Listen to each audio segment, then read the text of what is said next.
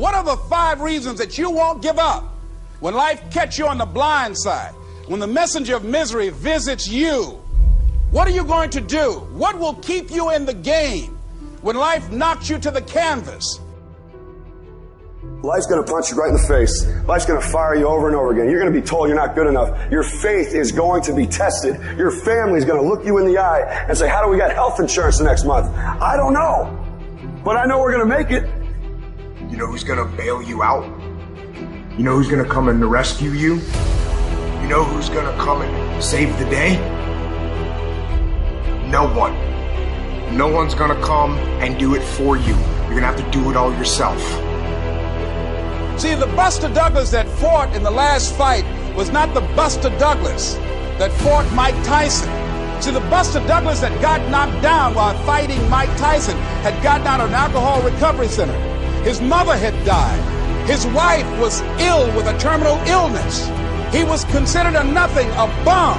So when he got knocked down, Buster Douglas had a reason to get back up because he said, I'm dedicating this fight to the memory of my mama.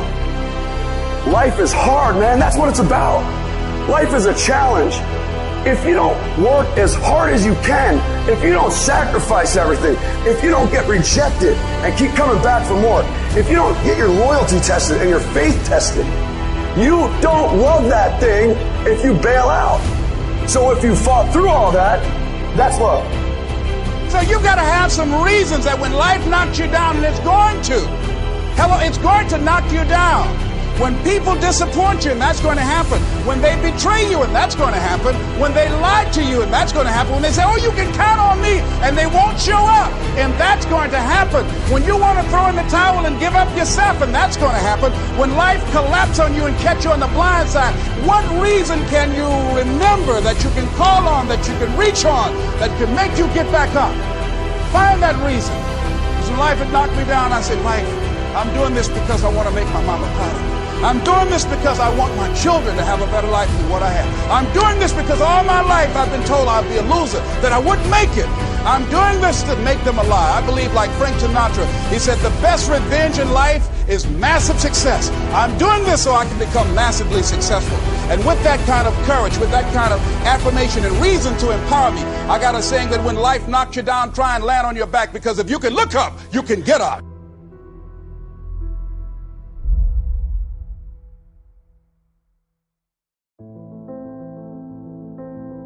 You don't have to be grim, but you do have to be serious. Hey, everybody hopes things will get better, but remember, the future does not get better by hope. It gets better by plan. And hope unaided by clear plans can finally become an illness. There's a Bible phrase that says, hope long delayed makes the heart sick. It's a sickness. I used to have the illness known as passive hope. It's bad. And there's one that is even worse, and that is called happy hope. That is really bad. The man is 50, and he's broke, and he's still smiling. That's bad. So get serious. Make plans. Put them on paper. My suggestion from experience. There's a phrase from the Bible that goes, without dreams and vision, we perish. How true. Humans have this unique ability to aspire, to dream, to go for something, to become something. Without that, life is not life. We must have dreams and never give up on our dreams. I'd like to share a few ways your use of time are affected by or influence the achievement of your goals. Have you ever thought that without some very clear written goals, you never even need to consider managing your time? Time essentials come from objectives well defined. Time can't be critical if objectives aren't defined. Now you might be one of those uniquely fortunate individuals who can keep all their objectives and purposes clearly defined in their minds and operate from that. But I wouldn't take the chance. Write your goals down and set careful priorities. Sometimes priorities are determined by the season. For a farmer in springtime, the season dictates his most important activities. During the spring, a farmer must work around the clock, burn the midnight oil, and keep the equipment running because he has only this small window of time for the planting of his crops.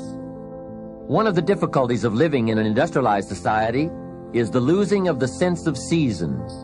When to pour it on, when to ease back, when to take advantage. It's easy to keep going from 9 to 5, year in and year out, and lose a natural sense of priorities and appropriate time. Don't let one year just blend into the next. Keep an eye on your own seasons, lest you lose track of values and substance. Part of setting priorities is learning to separate major activities from minor activities.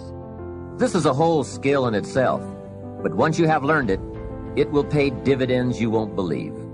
So learn to put everything on your mental scales to be carefully weighed before you spend time or money. Of your sanity is socially distributed. And what I mean by that is, well, let's say that you know how to behave. You're well socialized. You can play with others. Now, I said already in this conversation, if you didn't learn to play with others between the time you were 2 and 4, you will never learn. And psychologists have beat their heads against the wall trying to rehabilitate antisocial children. They can't do it after the age of 4. Is that because areas of the brain just don't develop? Well, it seems to be partly because the kids fall farther and farther behind. So let's say you make the leap from egocentric dependence on your mother at 2 and 3 to immersion in a peer group. Well, then you pick peers that are at your same developmental level, and you chase each other up the developmental ladder. And the longer you're out of that, the farther you fall behind. And so, kids, 5-year-old kids might come across another 5-year-old kid who tends to cry too much if they don't get their way. And they'll say, we don't want to play with the baby. And what they're saying is, we have to find someone who's at our developmental level, shares our developmental horizon, so that we can mutually scaffold our further development. Now, they're not going to say that, obviously, but that's the situation. And kids test each other out when they first meet. So do adults. Game. Can you play? Are you playing at the same level as me? I'm playing my game at the level that will further my development. Can you play along with me? If not, well, maybe you're lower in status and I can pull you up as a mentor. Maybe you're higher in status and I can learn from you. But if you're a peer, we can play together. Anyways, if you're acceptable to your peers and you behave well, they'll accept you. And then they tell you all the time if you're acting appropriately. If your jokes are funny, if you're dominating the conversation, if you're bringing something of value to the table. And all you have to do is pay attention to the social cues, and you'll keep yourself regulated. And at the end of the day, you're going to get what you focus on. They're both true.